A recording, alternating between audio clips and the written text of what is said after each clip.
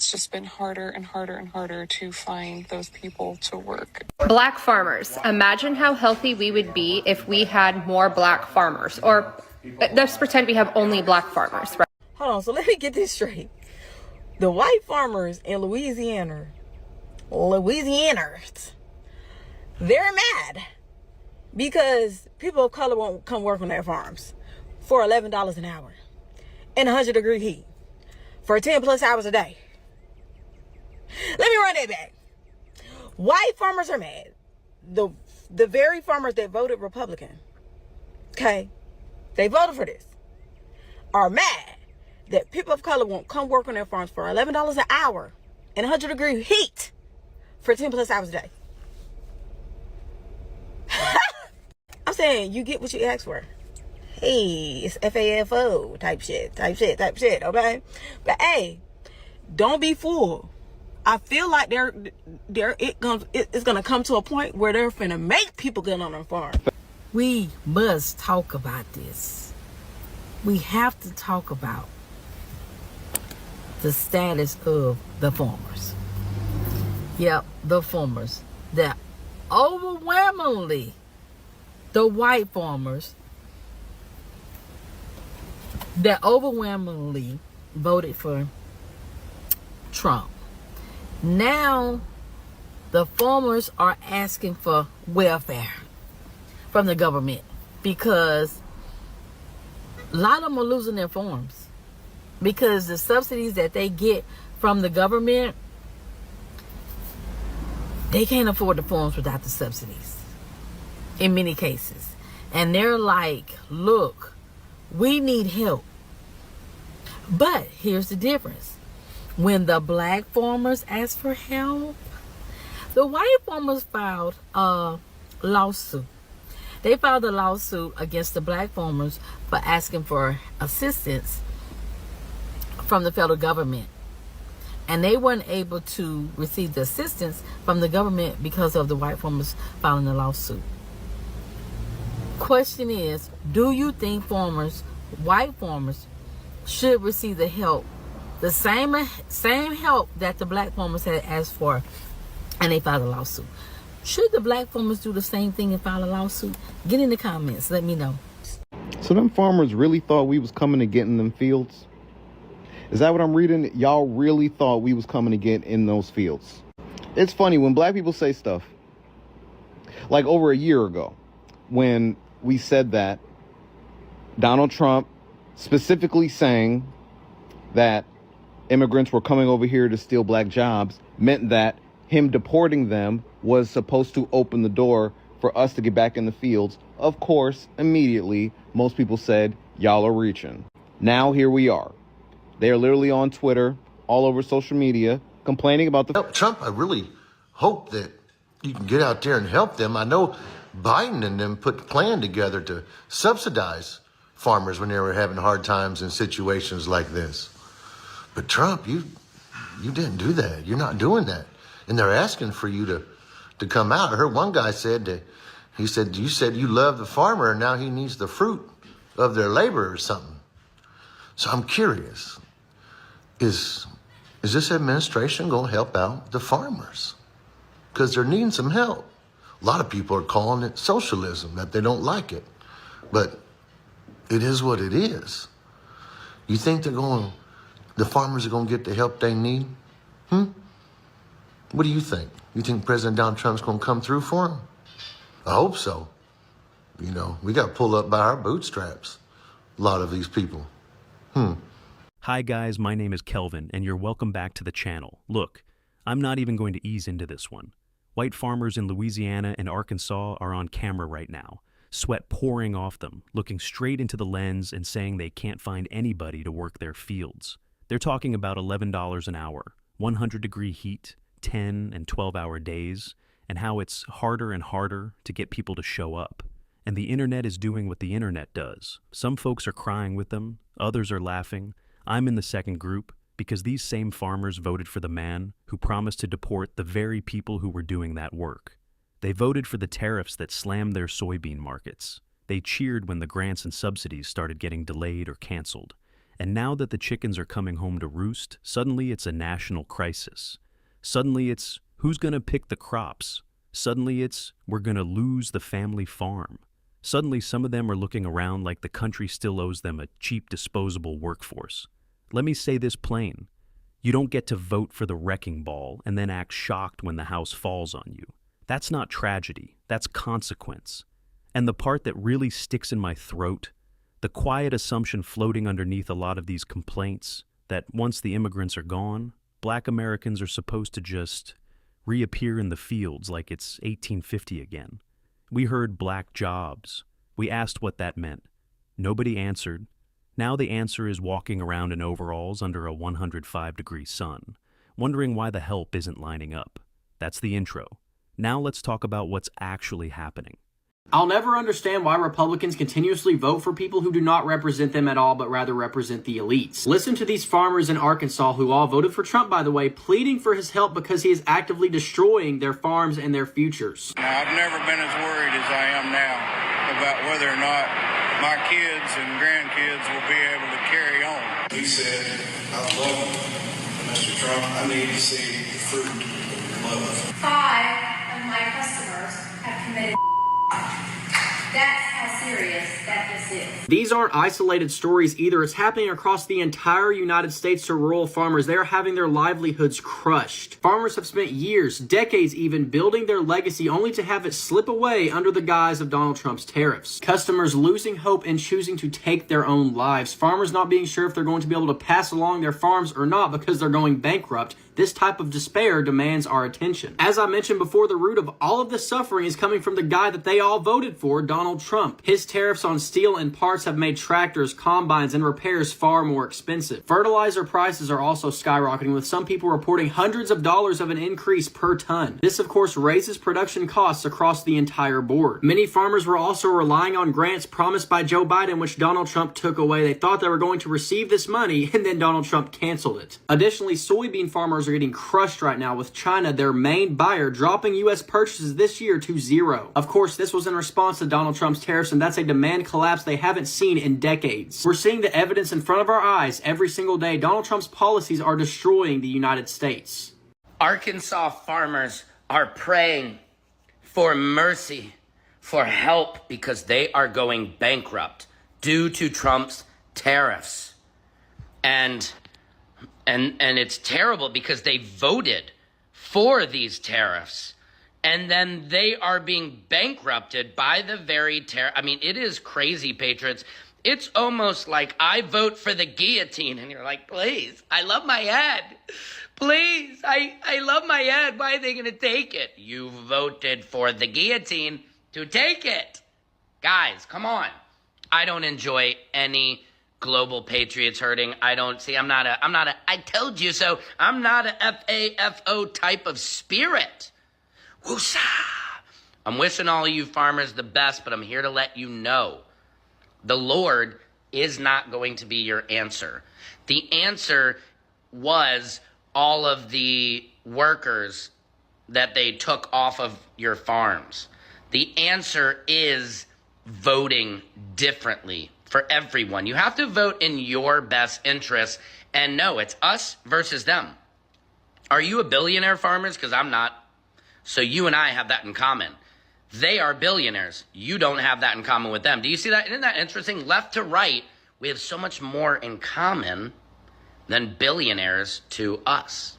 Think about it. I'm just saying, I'm a man for peace. I wish the farmers the best, but I also have to say it is going to get worse. Where's all the workers? Where's the work going to come from? How are we going to get? And in return, we all get screwed because grocery prices, I don't know who's saving money at the grocery store. I pay at least $500 a week in groceries. That's $2,000 a month. Let me know, what do you guys spend at the store? Secret Service Sam Out Sampson for president of TikTok. Well, I did it again, damn it. Went down that damn rabbit hole, and it was fun. Because I strolled down this hole of farmers that are mad because they're about to lose their farm. Because that federal grant money hasn't shown up yet. And they don't know what to do. And all of them crying. But damn it, in every freaking video, all of them, and I mean all of them, except for maybe one or two, all of them voted for Trump. So why are you complaining is my question. You voted for this.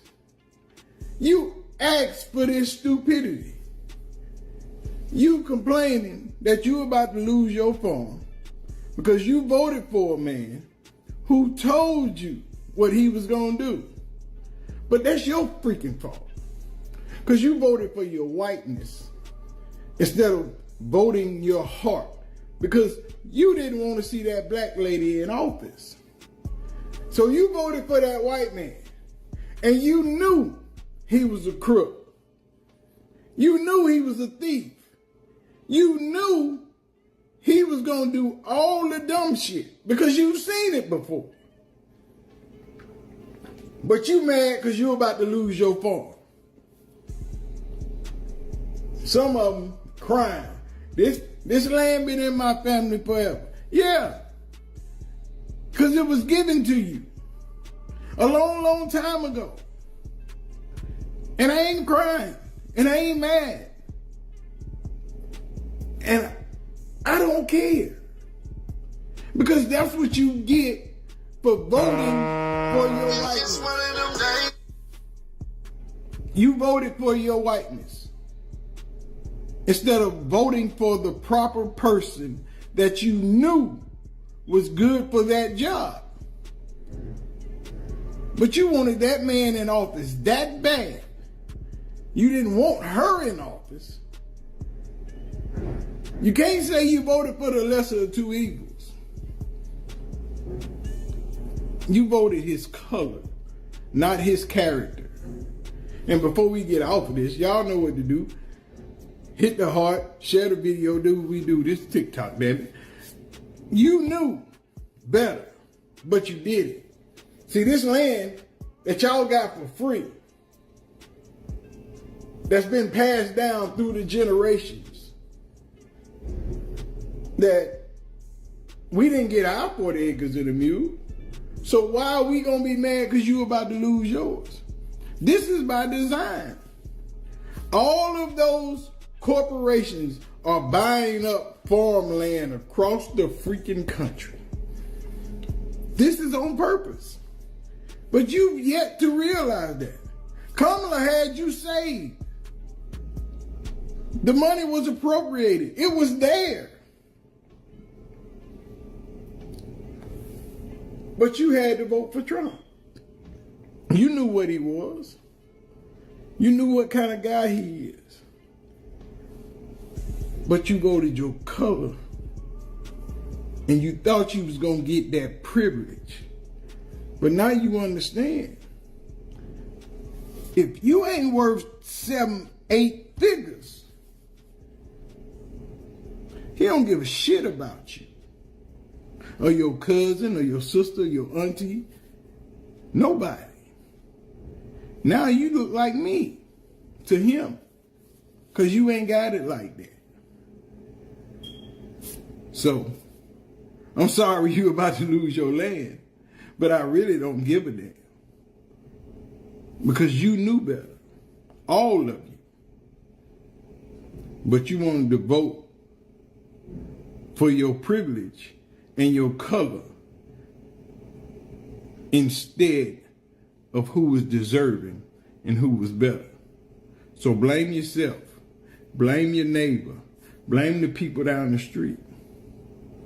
It ain't our... Farmers and truck drivers and really anybody reliant on diesel is being forced into making tough decisions here in Iowa and across the country as this war continues to drag on. They tell me that they are being pushed in many cases to their very limits. You can't lose money year after year after year and keep the business going. And that's the scary part right now. Many experts say that even if the war were to end immediately, that many of these problems and elevated prices are going to last for weeks, in And when it comes to farmers in particular, that might already affect next year's growing season. Well, if farmers break, why then there's less food for everybody in the world. So we just got some bad news about America's farmers, and it's going to affect your grocery prices. It's from a newly released survey of over 5,700 farmers conducted by the American Farm Bureau. The survey's biggest takeaway is that 7 out of 10 American farmers now say they cannot afford all of the fertilizer they need for this planting season. Why? Trump's war and the Strait of Hormuz closure. They have sent fertilizer prices through the roof. Because remember, a meaningful percentage of the world's fertilizer components travel through the Strait of Hormuz. Nitrogen fertilizer prices are up more than 30%. Urea, a key crop nutrient, is up 47% in just the last 2 months. It's the worst in the South. Nearly 80% of farmers there can't afford what they need. And y'all, farmers are already struggling under Trump's economy. Look at this. 94% of respondents reported their financial situation has worsened or remained the same since last year. When farmers can't afford fertilizer, they plant less. When they plant less, food supplies tighten and prices go up for everyone at the grocery store. This is not a warning from the future. This report just came out. This is happening right now. And even if the strait does reopen soon, it's going to be too late for this planting season. Remember how Trump said he was going to lower your grocery prices on day one? Instead, his foreign policy blew up the global supply chain that American farmers depend on to feed you. And now American farmers are bracing for some big changes under President Trump's new immigration policy. They don't know what the future workforce could look like in an industry that relies very heavily on this migrant labor. Nearly half of America's farm workers, half, are thought to be undocumented. American farms are on the decline. There was a 7% drop in farms from 2017 to 2022, according to the USDA. That's about 142,000 fewer farms in just 5 years. These days, farmers are up against bird flu outbreaks, higher costs for feed and fertilizer, and climate change. But their livelihoods depend on a reliable workforce. And now they're concerned about how President Trump's campaign promise to launch the largest deportation effort in American history will play out. Immigration taking center stage from day one. First, I will declare a national emergency at our southern border. About 2/3 of crop workers are foreign-born. And while many come to the U.S. who are seasonal jobs legally through H-2A visas, the USDA estimates that 42% of crop laborers are undocumented. New Jersey farmer Kurt Alstead says his workers are all legally authorized, but he's watching closely to see what Trump does next. When we talk about the ripple effects of a potential mass deportation, labor is already hard enough to find as is. Could it be even more difficult to find across the board if that does happen? Well, there's no question in the United States we have a shrinking workforce. Anything that happens from a policy standpoint that reduces people in our workforce is going to make it very difficult for industry, and certainly for agriculture. We would be in big trouble if we lost workforce. The labor union, United Farm Workers, has already seen an uptick in migrants asking for help. The threats are scary, but at the same time, farm workers more than anyone understand the reality that without them, this work is not going to get done. And fewer workers could mean less homegrown produce, according to University of Montana economist Diane Charlton. But there will be less domestically grown fruits and vegetables. Does that mean more farms could go belly up? Definitely. Nate Chittenden, a third-generation New York dairy farmer, says his industry needs change. We all want safe, affordable food in this country. We all realize that people that work hard deserve a chance to improve their lives. You know, we have to figure out what we can do to make that happen without breaking the system. Bethany Gotts owns Quay's Farm in Mountain Home. But now, with fewer workers, a lot of the manual labor is left up to her. She tells me she's tried hiring locally, but it's been difficult to find people willing to do the hard work. Finding a legal American here that is going to work as hard as an immigrant is nearly impossible. She even posted job openings on Facebook. Wow, so many things in that video. Okay, first, what she actually meant was illegal immigrant workers, because she does later on say that she is now being forced to apply for the H-2 visa program, and she's actually building, I believe, spending up to like $200,000 building these living quarters for the people if she can bring them over on the H-2 visa. So here's what happens on these farms. By the way, this has been a thing for a very long time. So this actually happened back in 2021, I believe. And what happens are they rely on this work from illegal immigrants, and then they get used to that whole situation. And now when that situation changes, they now have to figure out what to do. So they can pay lower wages. They bring down the wages, which basically makes that the norm in that industry. It lowers the wages. And also, if you're hiring people that are undocumented, you don't have to abide by labor laws. And some of the conditions, and I'm not saying hers, but on these farms that have been investigated here in the U.S. are, not good. And it says farm workers in the U.S., especially immigrant workers, have few protections. They were excluded from the National Labor Relations Act passed in 1935 and from the Fair Labor Standards Act of 1938. Workers in America's agricultural fields are regularly subjected to abuses, high occurrences of and harassment, wage theft, including injuries, fatalities, being exposed to hazardous situations, all of these things. In the black community, I believe for us it's about 7% compared to about 4.5% for just about any other demographic. But that also means that 93% of us have jobs. 93% of us are working. And 93% of us were never coming out into those fields to pick your stupid crops. Y'all are supposed to be the pick them up by their bootstraps people, right? Y'all are always the ones talking about earn this, that, hard work, this, that. But then y'all never want to do your own damn work. Y'all brought us over here, all right? We spent hundreds of years doing that stuff for free.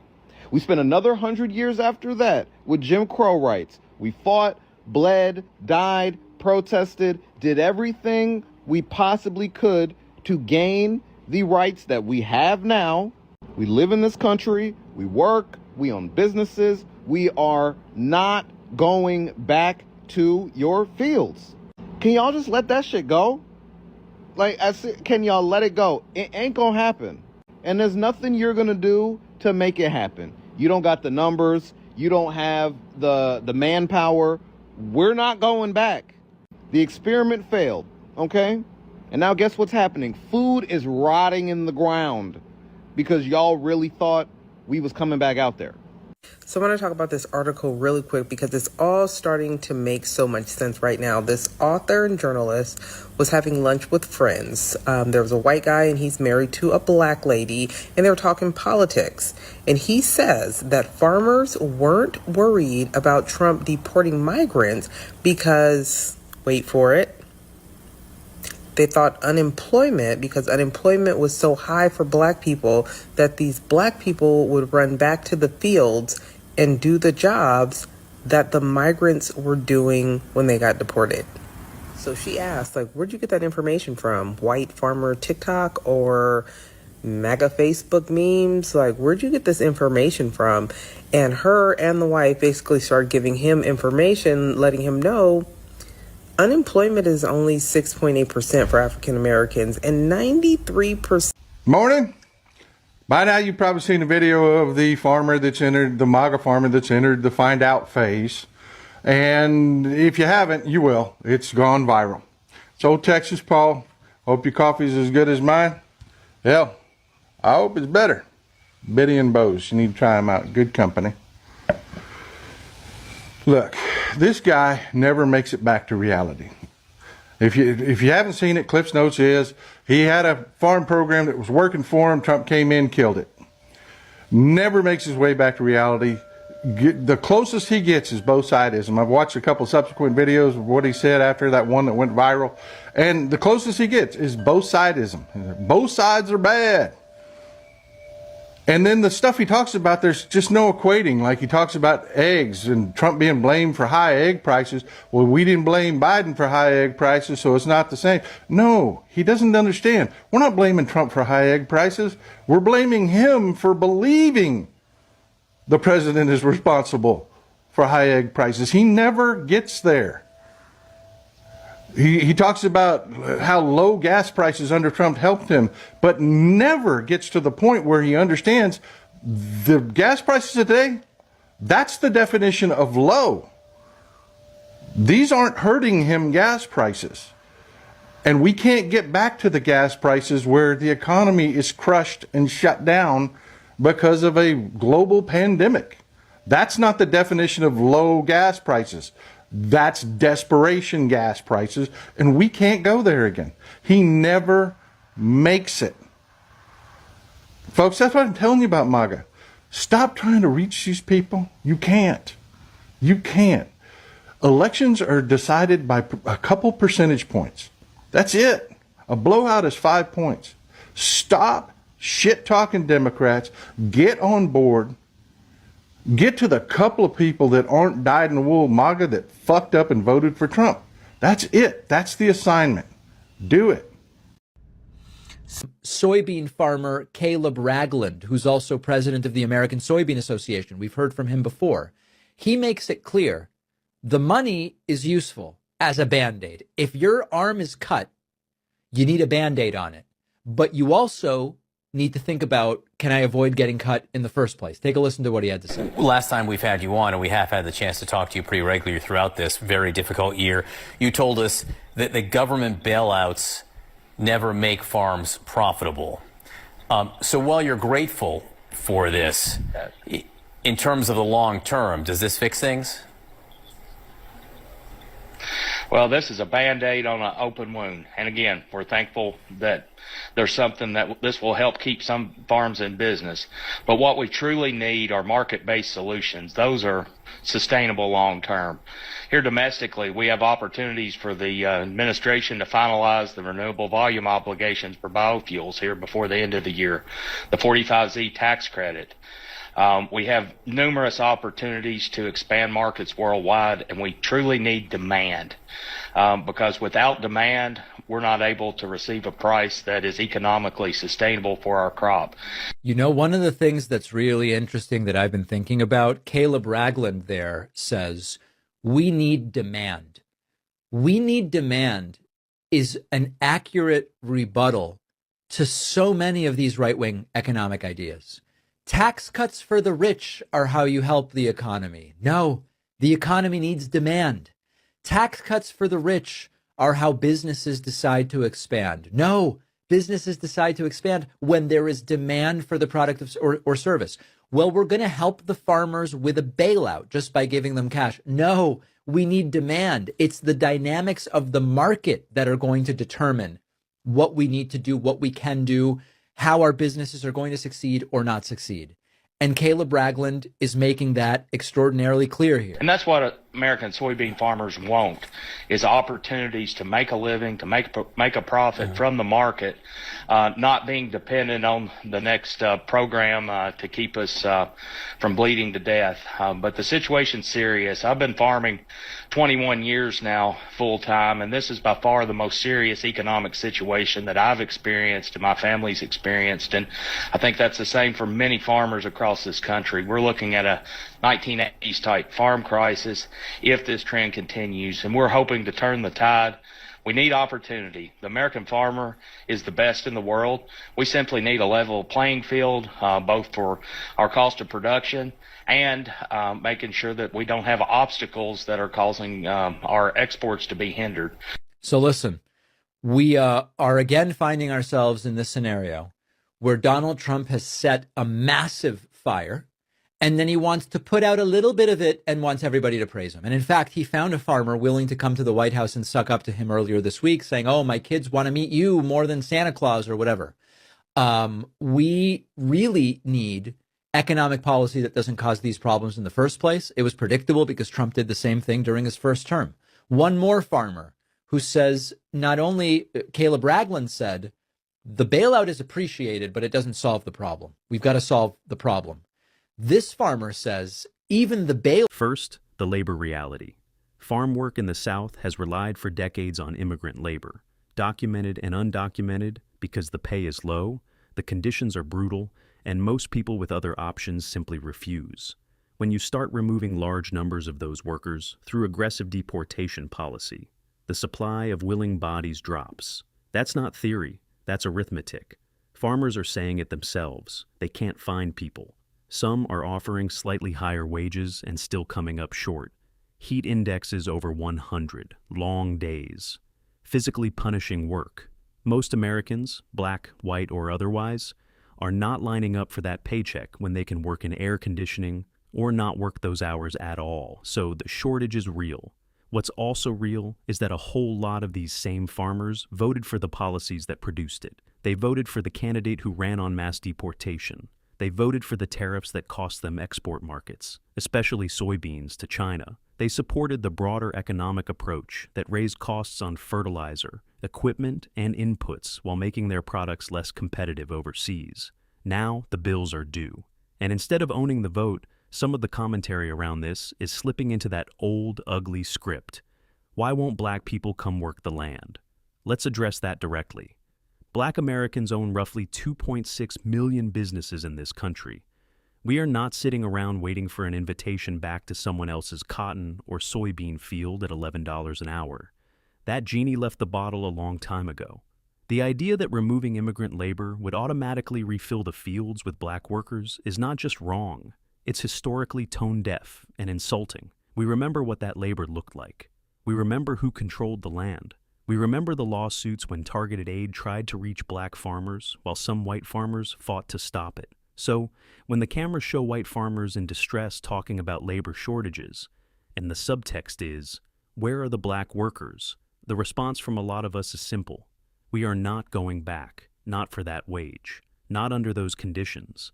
Not to prop up operations that just finished voting for the exact policies that created the vacuum. This is not complicated. If your business model depends on a steady supply of low-wage, high-risk, high-heat labor that most citizens will not accept, and then you vote to remove a large part of that labor force, you own the outcome.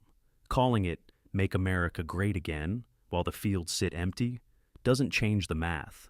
It just makes the irony louder. Some of these farmers are talking about multi-generational land, about neighbors and real financial pain, about the fear of losing everything. Those feelings can be real. Distress is real. Suicide risk in rural communities is real. None of that is funny, but neither is the selective memory. The same political coalition that fought hard against race-conscious farm aid, that cheered the crackdown on immigrant workers, that backed the trade policies now squeezing their margins, does not get to demand a soft landing the moment the consequences arrive. You wanted the policy. You got the policy. The fields are short of workers because the workers you relied on are being removed, and the alternative labor force you appear to be imagining is not interested in repeating history at minimum wage under a blazing sun. That's not hate, that's cause and effect. And the grocery aisle will feel it too. When labor is scarce and costs rise, prices move. Everybody pays. The difference is, some people saw it coming and still pulled the lever. So, when the complaints roll in about no one wants to work, the honest reply is, no one wants to work under the conditions you set. After you helped remove the people who were already doing it, own it, or change the model. But don't expect the rest of us to pretend this is some random misfortune that just fell out of the sky. Bottom line, voting has consequences. Policy has consequences. And romanticizing a past where certain people were expected to do the hardest work for the least money is not a plan. It's a delusion.